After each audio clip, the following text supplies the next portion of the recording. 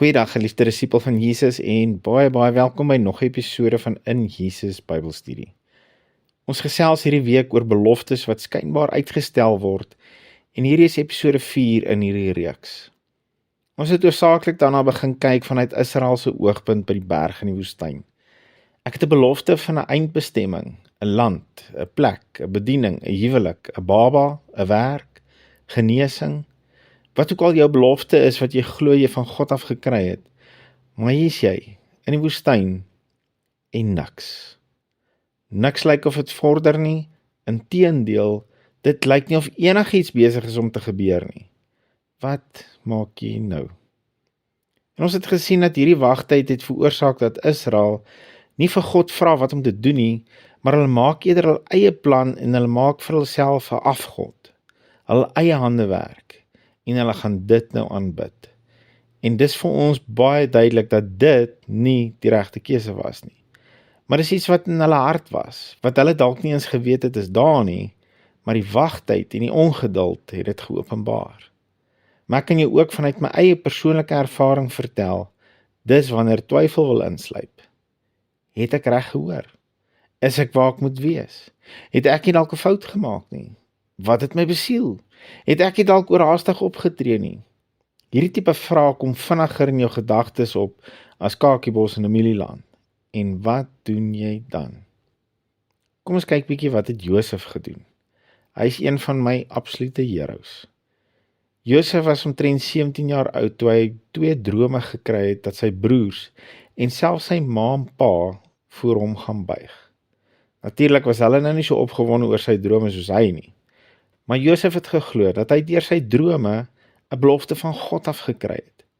Maar die volgende oomblik gooi sy broers hom in 'n put en verkoop hom as 'n slaaf en hy word weggevoer na Egipte toe en word verkoop aan Potifar. Maar hey, hoorie, hierdie was nie my droom nie. Inteendeel, hierdie lyk meer vir my soos 'n nagmerrie. Maar wag 'n bietjie. Ons moet mooi lees, want die woord wys vir ons op 'n kritiese detail. Genesis 39 vers 2 sê, en die Here was met Josef, sodat hy 'n voorspoedige man was. Hierdie is super belangrik, en die Here was met Josef. Te midde van dit wat glad nie lyk soos sy belofte nie, is daar een ding waarvan Josef en die mense om hom sekerheid het. Die Here is met hom. Selfs sy heidense baas, sy ongelowige, goddelose baas, kon dit sien. Kyk wat sê vers 3 en 4. En toe sy heer sien dat die Here met hom was, en dat die Here alles wat hy doen in sy hande voorspoedig maak, het Josef guns in sy oë gevind en hom gedien, en hy het hom aangestel oor sy huis, en alles wat in sy besit was, aan hom oorgegee. Ek merk iets baie mooi hier op by 'n jong Josef. Hy vra nie die vrae wat ons so gewoond geraak het om te vra nie. Het ek reg gehoor? Wat gaan hier aan? God, waar is die belofte van mense wat voor my buig, want hier's ek in 'n vreemde land, die slaaf, en ek moet al die buigwerk doen. Josef vra niks van hierdie vrae nie. Maar inteendeel, werk hy elke dag met merkwaardige, uitsonderlike uitnemendheid, soveel so dat sy baas wat niks van Josef se God weet nie, dit raak sien en hom die een bevordering gee na die ander. Man, ek hoop jy kan saam met my die karakter van Josef sien.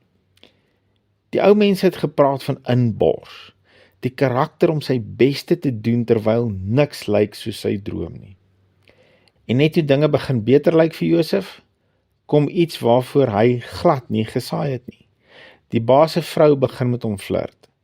En eendag, terwyl dit net hulle twee in die kamer is, wil Potifar se vrou hom bespring.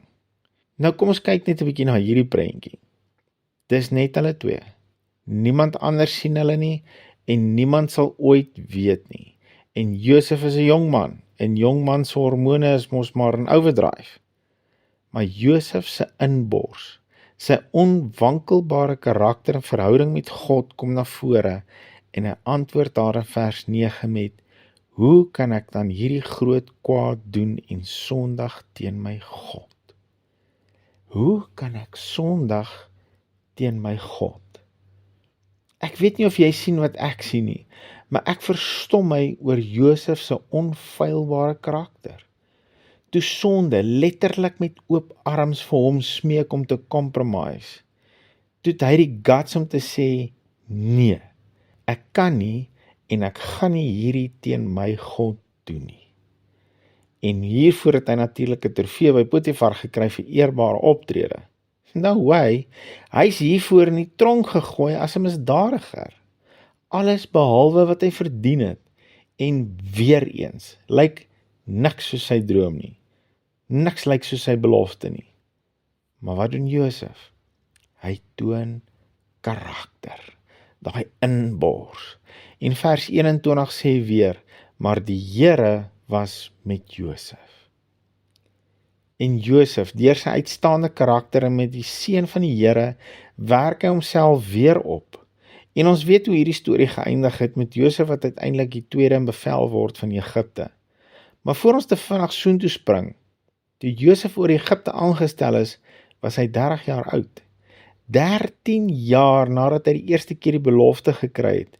En dit is ten minste nog 7 jaar plus voor die hongersnood sy paal getref het en hy sy belofte sien verwesenlik het. En in hierdie 20 jaar was daar baie geleenthede vir Josef om te val en om vrae te vra en selfs om teleurgestel te wees aan God. Maar hy het nie. Inteendeel het hy onder alle omstandighede net 'n gees van uitmuntendheid en onbeweeglike karakter getoon vir 20 jaar lank. Wat 'n kontras teenoor Israel vir wie 40 dae te lank was en Saul vir wie 7 dae te lank was. Wat leer ek hier uit? Die heel eerste en belangrikste is om nie God te bevraagteken nie. Josef het dit nooit gedoen nie. God is goed. Hy's 'n goeie God. Vir hom om anders as goed te wees vir jou, moet hy sy karakter verander. En dit gaan nie gebeur nie. So maak hierdie ding uit in jou hart. Maak nie saak wat jy om jou sien en ervaar nie. God is goed. En hy wil vir jou ook goed wees. Die tweede ding is om nie so oorhaastig en paniekerig te raak oor tyd nie. Moenie vir hom vra wanneer gaan dit nou gebeur nie. Vra eerder sy gees om jou te help om te sien dat hy met jou is. Al word jy selfs onskuldig in die tronk gegooi, dan sal hy daar met jou wees en as jy op hom vertrou en staat maak, het hy die vermoë om binne in die tronk aan jou guns te bewys. Die derde ding is, moenie so selfgesentreerd wees, dat wat jy wil hê, belangriker is as waarmee God besig is nie. Selfbewustheid, daai eie ek en wat ander van my dink was Saul se ondergang. Josef daarteen het nog meer rede as Saul gehad om huilerig te raak oor sy omstandighede en hoe onregverdig mense hom hanteer. Sy eie broers, for crying out loud, het hom verkoop en vir sy pa gesê hy's dood. Hoe sou ek en jy daai gesluk het? Ek sou verseker 'n paar onaangename post op Facebook gelos het. Maar nie Josef nie. Geliefde, ek wil jou aanraai, haal jou oog van vandag af en begin dit op die wenpaal sit. Moenie laat vandag jou beroof van jou beloofde land nie. En net so terloops, die beloofde land vir ons as gelowiges is nie die hemel nie. Want die beloofde land vir Israel was vol vyande wat nog verslaan moes word. En die hemel het geen enkele vyand vir my en jou in nie. So die beloofde land vir ons is 'n belofte van oorvloed en voorsiening vanaf God. 'n Plek wat hy spesiaal net vir jou en my voorberei het. As vandag jy wil potjie en jy sien iets in jou hart soos Israel en Saul, bely dit voor God en vra die Heilige Gees om jou te help om anders te dink en jou oog op die wenpaal te hou. Maar ek wil ook vir jou sê, jy het die moontlikheid, soos Josef, om vandag, te midde van weerstand en teleurstellings, om te sien en te erken dat God met jou is. En dit is al wat jy nodig het. As jy God in jou hoekie het, gaan jy hierdie fight wen. Here, help ons om te sien U is met ons. Help ons om die waarheid te erken. Jesus Christus in ons, Die volheid van die Godheid is in ons. Ek het die Heilige Gees. Ek het inspraak by God. Ek het alles wat ek nodig het, want ek het die volheid van die Godheid in my. En U gaan voor my uit. U bedek my agterhoede. U is langs my, U is oor my, U is onder my. Ek is omsingel deur U goedheid. Help my om my oë op U te hou en U te vertrou vir die beloofde land. In Jesus naam. Amen. Onthou, hou jou oog op Jesus en jou neus in sy woord. Shalom.